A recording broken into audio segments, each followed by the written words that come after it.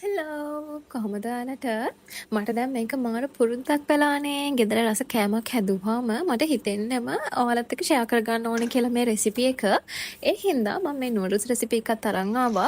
හැබැයි මම මේකට දාන්න ගියේ නූඩල්ස් නෙමෙයි පාස්තා. මට චූටි අකරතැබ්බයක් වුණ නිසා මට පාස්තා දාගන්න ඕනේ නැහැ.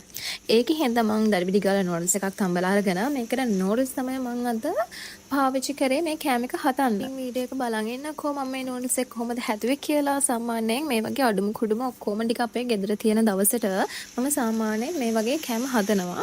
මේක සාමාන්‍යයෙන් මේ කොහෙවත් තියෙන රෙසිපි එකක් නෙමෙයි. ඇත්තටම මේ මම හදාගත්ත රෙසිපි එකක්. හැබැයි මාරම රසයි. මම වෙනදාට මේකට දාන්නේ පාස්තා. ඒ වුණාට පාස්තා එකට පොඩි අකරතැබ්බයක් වුණ නිසා මට නූඩල්ස් තමයි දාගන්න උනේ.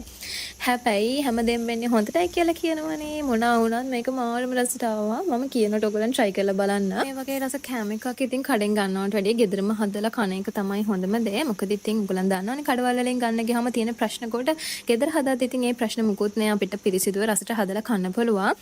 මෙහෙමයි ඉතින් ගෙදර හැදුවත් ඉතින් මේ කෑම නම් හෙල්ති නෑ. මම ඒක මුලින්ම කියන්න ඕනේ. ඒ වුණාට ඉතින් රස කෑමක් හදද්දි හෙල්ති එක බලන්න බෑනේ. ඉතින් ඉඳලා හිටලා මේ වගේ රස කෑම එකක් ගෙදර හදලා කෑවට නම් ඉතින් ප්‍රශ්නයක් නෑ. මොකද ඉතින් හැමතිස්සෙම ඉතින් හෙල්ති කෑම කනවා කියලා අපිට එහෙම කන්නත් බෑනේ. අනේ කවුරුත් එහෙම කන්නේ නෑ මං හිතන්නේ.